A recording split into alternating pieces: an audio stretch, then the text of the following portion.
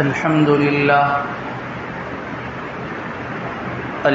لله نحمده ونستعينه ونستغفره ونؤمن به ونتوكل عليه ونعوذ بالله من شرور أنفسنا ومن سيئات أعمالنا من يهده الله فلا مضل له ومن يضلله فلا هادي له ونشهد أن لا إله إلا الله وحده لا شريك له ونشهد أن سيدنا وشفيعنا وسندنا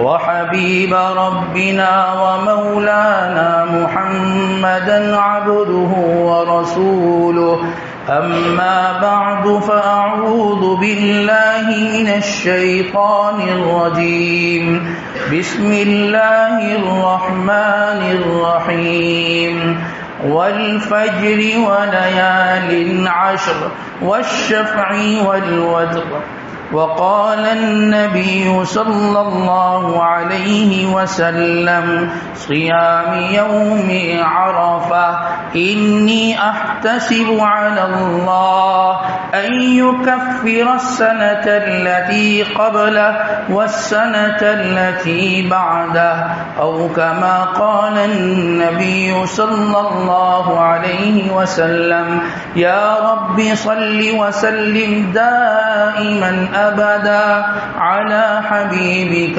خير الخلق كلهم بارك الله لنا ولكم في القرآن العظيم ونفعنا وإياكم بالآيات والذكر الحكيم إنه تعالى جواد كريم قديم ملك بر رب رؤوف رحيم.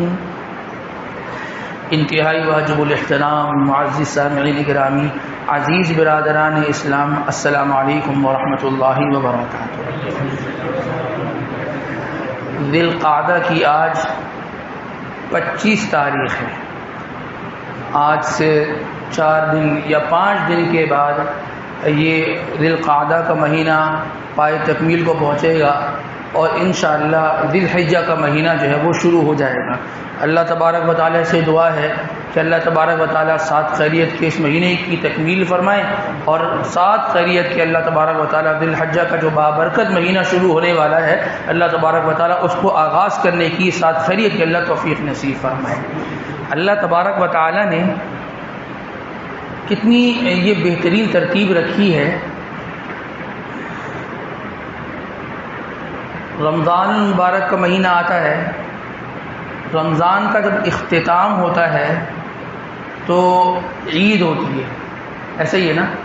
تو عید کے موقع پر اللہ تبارک و تعالی حکم فرماتے ہیں کہ جی کیا دیا کرو، صدقہ دیا کرو، اور اس صدقے کو دینا واجب ہے. وہ کون سا صدقہ کہلاتا ہے؟ صدقۃ الفطر. یہ شکرانے کے طور پر یہ دیا کرو. اس کے بعد شوال کا مہینہ شروع ہوتا ہے. یہ جو شوال کا مہینہ ہے یہ اشہر حج میں سے، یعنی اگر کوئی آدمی پہلے زمانے میں تو پہلے پیدل سفر ہوتے تھے، اگر شوال کے مہینے میں حج کا احرام باندھ کر اپنے گھر سے نکلنا چاہے تو اس کو نکلنے کی اجازت تھی.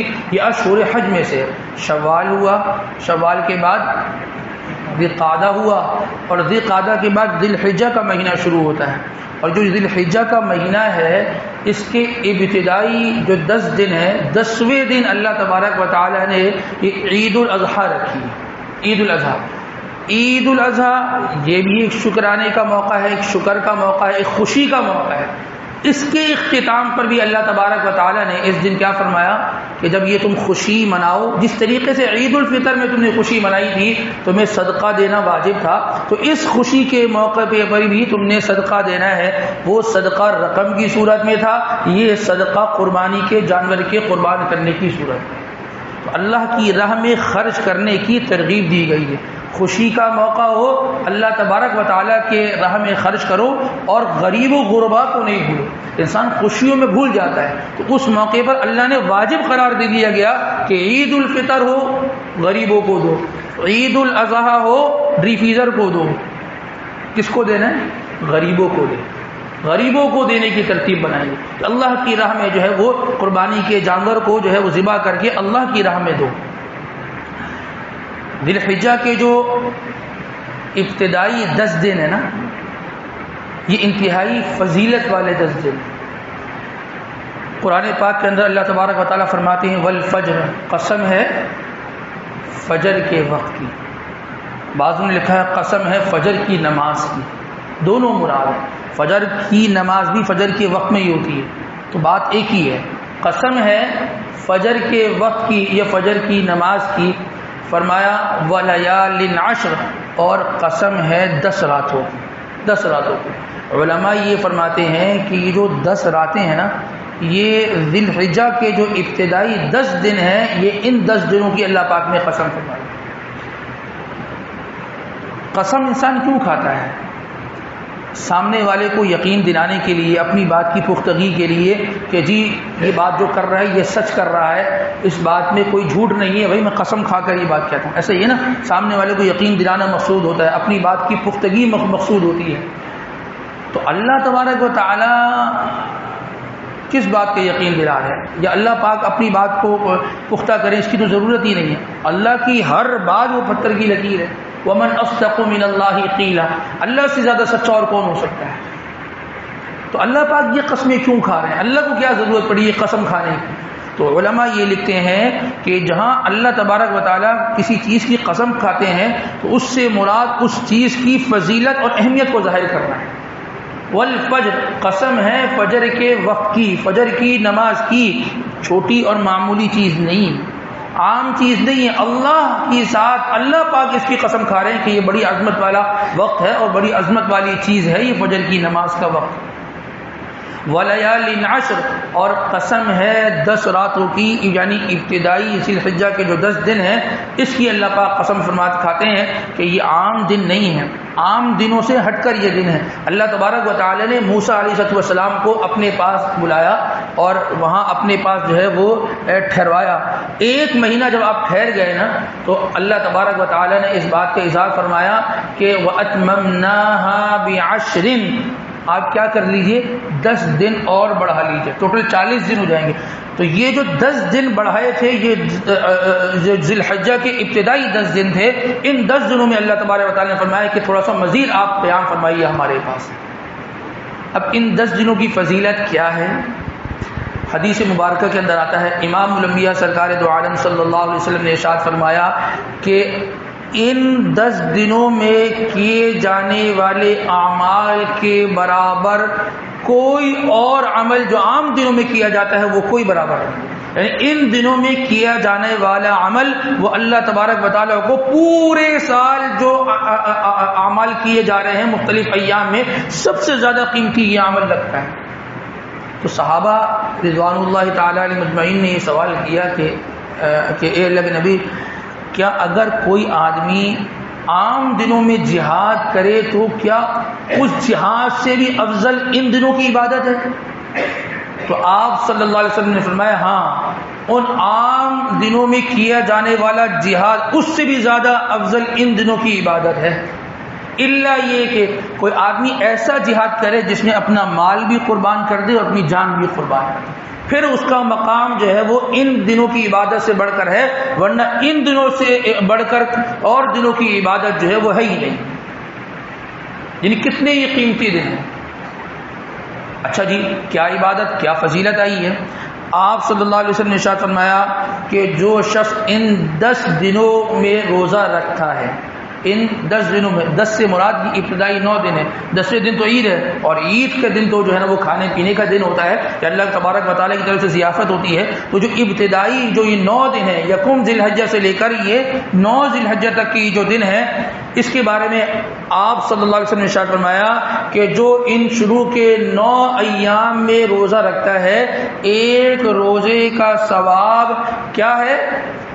آپ صلی اللہ علیہ وسلم نے ارشاد فرمایا کہ جو شخص ایک دن کا جو ہے وہ روزہ رکھتا ہے 1 سال کے روزوں کا ثواب اس کو عطا فرمائیں گے۔ 9 دن روزہ رکھے 9 سال لگاتار رکھ سکتا ہے کوئی آدمی 9 سال کے روزے؟ رمضان کے روزے رکھنا ہمارے لیے مشکل ہو جاتے ہیں، جی گرمی لگ رہی ہے اور جو ہے کاروبار بھی ساتھ دیکھنا ہے، گھر بار بھی دیکھنا ہے، تجارت بھی دیکھنی ہے، چاند ہوا کہ نہیں ہوا، جی روزے کس طریقے سے مکمل ہو جائیں، یہ ہماری فکر رہتی ہے۔ ایک روزہ 1 سال کے روزے کے برابر ہے، ایک روزہ۔ اور پھر یہ جو عرفہ کا روزہ ہے، عرفہ سے مراد 9 ذی الحجہ ہے، اور جس ملک میں رہ رہے ہیں اس ملک کی 9 ذی الحجہ مراد ہے۔ یہاں رہتے ہوئے سعودی عرب کی جو ہے وہ 9 ذی الحجہ مراد نہیں ہے کہ جس دن وہاں پر جو ہے وہ عرفہ کا دن ہوتا ہے، وہ نہیں۔ جس دن پاکستان میں جو ہے وہ 9 ذی الحجہ ہے وہ یوم عرفہ کہلاتا ہے۔ فرمایا کہ جو شخص جو ہے وہ عرفے کا دن کا روزہ رکھتا ہے، آپ صلی اللہ علیہ وسلم نے ارشاد فرمایا کہ انی احتسب علی اللہ، میں اللہ کی ذات سے اس بات کا یقین رکھتا ہوں کہ ان یکفر السنۃ التي قبل والسنۃ التي بعد، اللہ تبارک و تعالیٰ اس ایک جو ہے وہ عرفے کے دن کے روزے پر 1 سال گزشتہ اور 1 سال آئندہ جو سال آنے والا ہے اس کے گناہوں کو اللہ پاک معاف فرما دیتے ہیں۔ یعنی ایک روزہ رکھے گا 2 سال کے گناہوں کی بخشش ہے، ایک پچھلا ایک آنے والا سال، یعنی ایک روزے پر 2 سال کے گناہوں کی بخشش کا یہ پیکیج ہے۔ ایک عرفے کے دن کے روزے پر یہ اتنی بڑی فضیلت ہے۔ یہ تو دن کا معاملہ ہوا، روزہ تو دن میں رکھتے ہیں نا، روزہ تو دن میں رکھا جاتا ہے، رات کی کیا ترتیب ہے؟ آپ صلی اللہ علیہ وسلم نے ارشاد فرمایا کہ جو شخص ان راتوں میں، یہ 10 ذی الحجہ جو ہے ان کی راتوں میں قیام کرتا ہے تو ان راتوں میں قیام کرنا لیلۃ القدر کی رات میں قیام کرنے کے برابر ہے۔ اب لیلۃ القدر رمضان المبارک کے آخری عشرے کی طاق راتوں میں ہے، اس کی بھی تعین نہیں ہے کہ کون سی رات ہے، 21 ہے کہ 23 ہے کہ 25 ہے یا 27 ہے یا 29 ہے، اس کی بھی تعین نہیں ہے، لیکن یہاں تعین فرما دی امام الانبیاء سرکار دو عالم صلی اللہ علیہ وسلم نے متعین فرما دیا کہ جو 10 ذی الحجہ ہے ان کی جو راتیں ہیں ان راتوں میں قیام کرنا، ان راتوں میں اللہ تبارک و تعالیٰ سے مانگنا اور ان راتوں میں اللہ تبارک و تعالیٰ کی طرف رجوع کرنا، یہ عبادت ایسے ہے جیسے تم لیلۃ القدر کی رات میں عبادت کر رہے ہو۔ کتنے قیمتی ایام ہیں، کتنے قیمتی ایام ہیں، اور جو کہ آنے والے ہیں، جو کہ آنے والے ہیں۔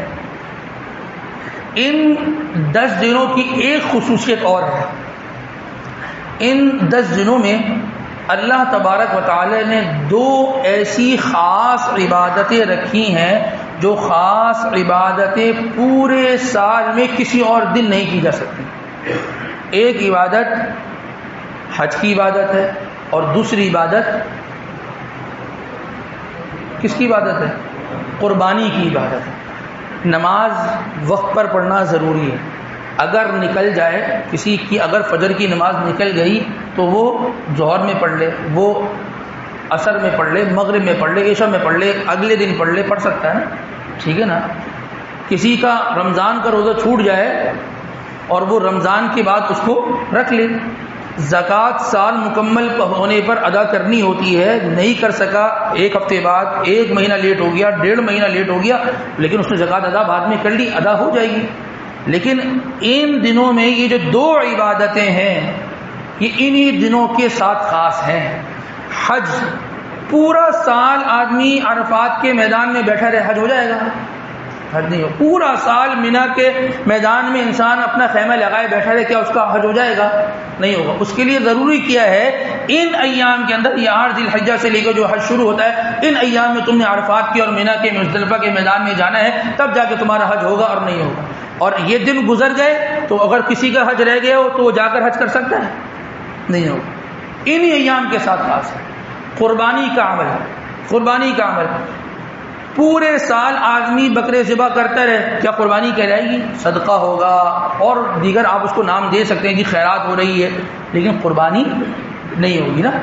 ان ایام کے گزرنے کے بعد اگر کسی آدمی سے قربانی کرنا رہ گئی ہو، نہیں کر سکا قربانی، کوئی بھی مسئلہ ہو، تو علماء کیا فرماتے ہیں؟ پھر جانور لا کے ذبح کرو؟ نہیں، پھر جو ایک قربانی کی جانور کی جو قیمت ہوتی ہے وہ صدقہ کرنا ہے. قربانی کر دیتا ہوں جانور لے آتا ہوں، نہیں، وہ قربانی، وہ جانور کو جو ذبح کرنا ہے وہ انہی دنوں کے ساتھ خاص ہے، انہی دنوں کے ساتھ خاص ہے.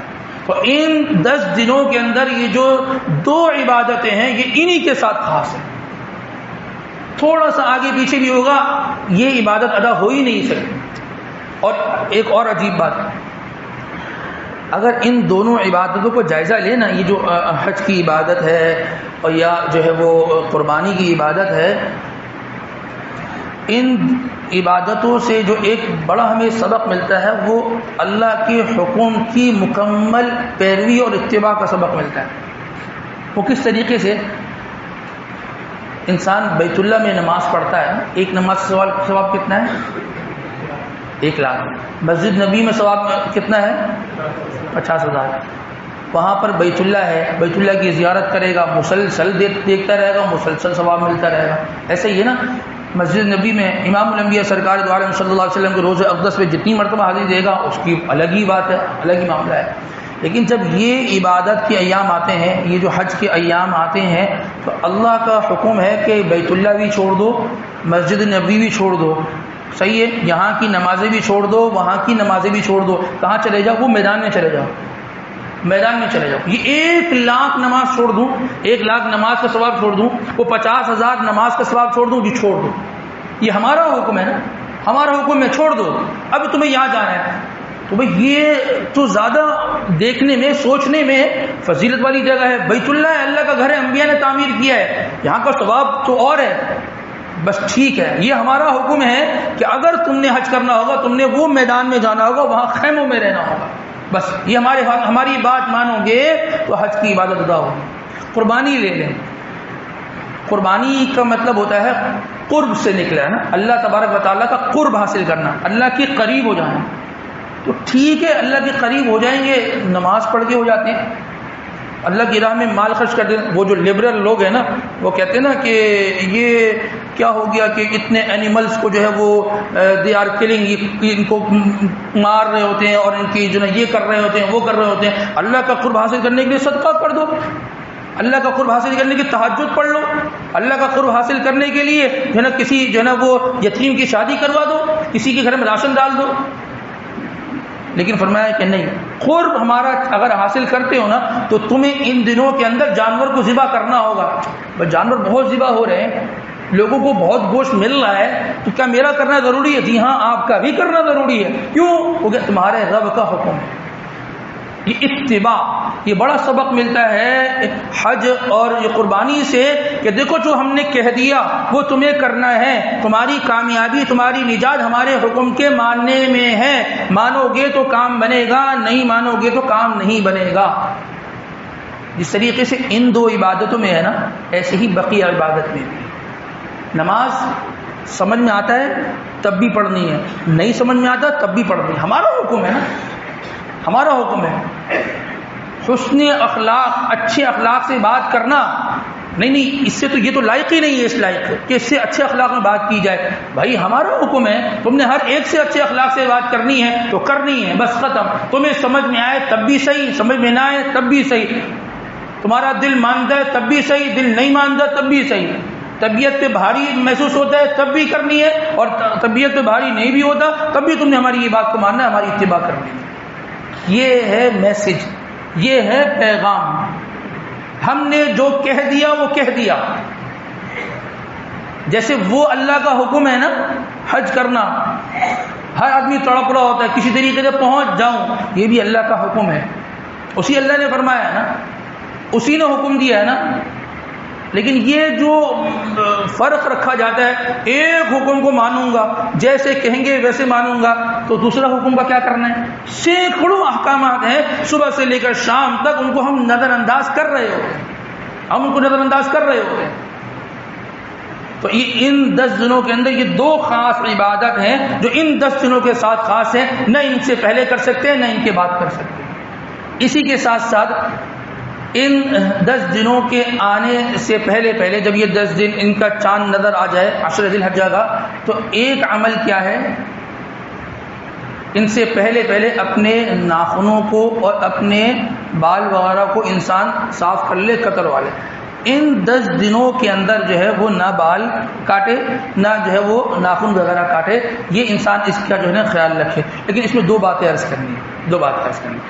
ایک بات تو یہ عرض کرنی ہے کہ دیکھیں یہ جو حکم ہے نا، یہ حکم فرض یا واجب کا درجہ نہیں ہے۔ فرض واجب کا یہ درجہ نہیں ہے کہ فرض ہے، ضروری ہے۔ آج تو گلی گلی آپ کو 4 لوگ ملیں گے جو کھڑے کھڑے آپ کو فتویٰ دے دیں گے کہ جی آپ نے کٹوا لی ہے تو آپ کی اب قربانی ہی نہیں ہوگی۔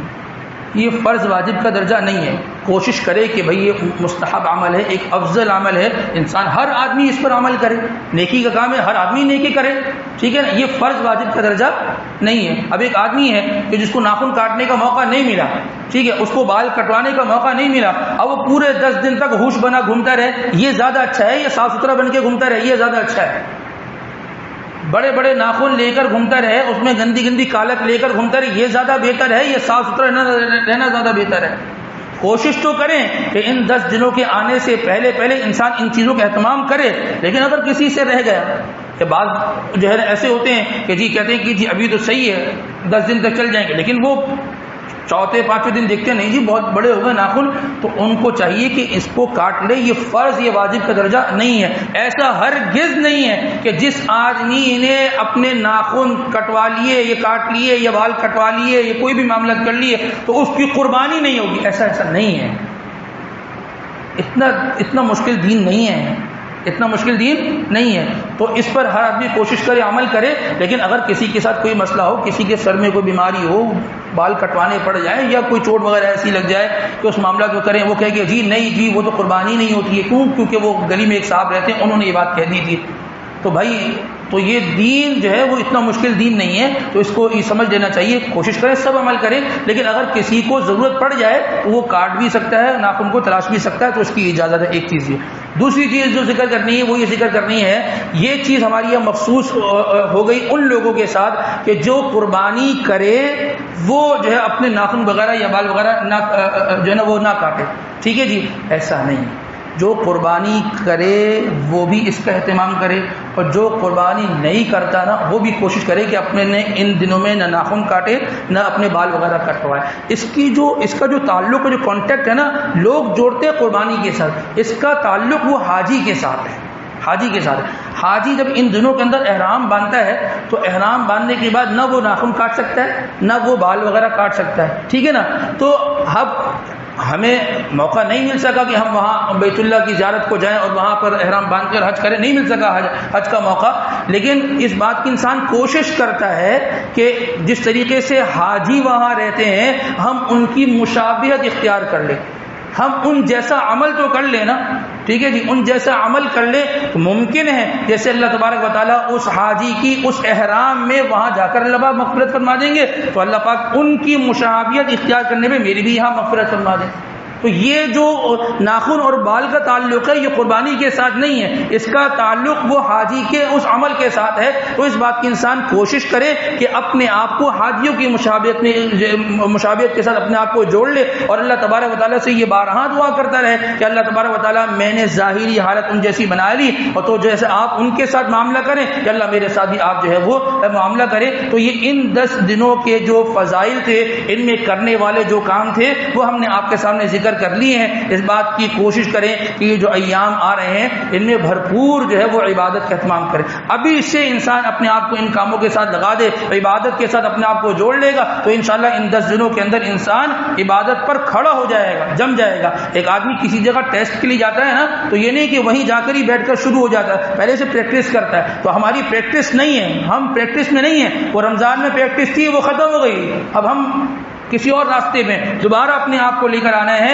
ان 10 دنوں کے آنے سے پہلے پہلے اپنے آپ کو عبادت پہ کھڑا کرنا ہے۔ سب اس بات کی کوشش کریں، نیت کریں کہ ان 10 دنوں کے اندر اپنے آپ کو اس بات کا پابند بنانا ہے کہ کوئی ایک نماز بھی ایسی نہ ہو کہ انسان کی جس میں تکبیر اولیٰ فوت ہو، نماز کا قضا ہونا، نماز کا نکل جانا، نماز کا گھر میں پڑھ لینا، فجر کی نماز ظہر کے ساتھ ملا کے پڑھنا، یہ تو بہت دور کی بات ہے. کسی نماز کی تکبیر اولیٰ بھی فوت نہ ہو. تکبیر اولیٰ کا مطلب یہ ہے کہ امام صاحب نے اللہ اکبر کیا تو ہم بھی پیچھے کھڑے ساتھ ہی ساتھ اللہ اکبر کر رہے ہیں. ایسا نہیں ہے کہ امام صاحب نے قرات شروع کر دی، امام صاحب کی 2 رکعتیں نکل گئی تو اب ہم آ رہے ہیں، ہم نماز میں شامل ہو رہے ہیں. کوشش کریں کہ شروع نماز سے لے کر اختتام تک امام صاحب کے ساتھ ان 10 دنوں کے اندر جتنی نمازیں آتی ہیں سب نمازوں کا اہتمام کرنا ہے. کون کون نہیں کرے گا اس کا اہتمام اور کون کون کر لے گا؟ بھائی کریں بھائی، اپنے آپ کو لے کر آنا ہے ان چیزوں پر، اپنے آپ کو اس راستے پہ لے کر آنا ہے. 10 دن تھوڑا سا کر کے دیکھیں، پھر دیکھیں 11ویں دن انسان کا خود دل چاہے گا کہ جی وہ اذان ہو گئی، وہ نماز کے لیے ترتیب بنانی، نماز کے لیے جانا ہے. اپنے آپ کو لے کر آئیں گے، 11ویں دن خود کھڑا ہو جائے گا آدمی. پھر انشاءاللہ یہ گاڑی چلے گی اور انشاءاللہ انسان جو ہے وہ سال بھر جو ہے اس کی ترتیب پہ جو ہے نا اپنے آپ کو چلاتا رہے گا. اللہ تبارک و تعالی ہمیں ان تمام تر باتوں پر کہنے سننے کے ساتھ ساتھ عمل کی توفیق نصیب فرمائے. وآخر دعوانا ان الحمدللہ رب العالمین.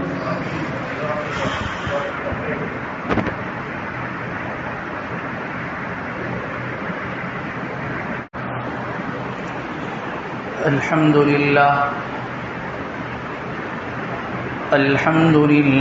نحمده ونستعينه ونستغفره ونؤمن به ونتوكل عليه ونعوذ بالله من شرور أنفسنا ومن سيئات أعمالنا. من يهده الله فلا مضل له ومن يضلله فلا هادي له. ونشهد أن لا إله إلا الله وحده لا شريك له. ونشهد أن سيدنا وشفيعنا وسندنا وحبيبنا وحبيب ربنا ومولانا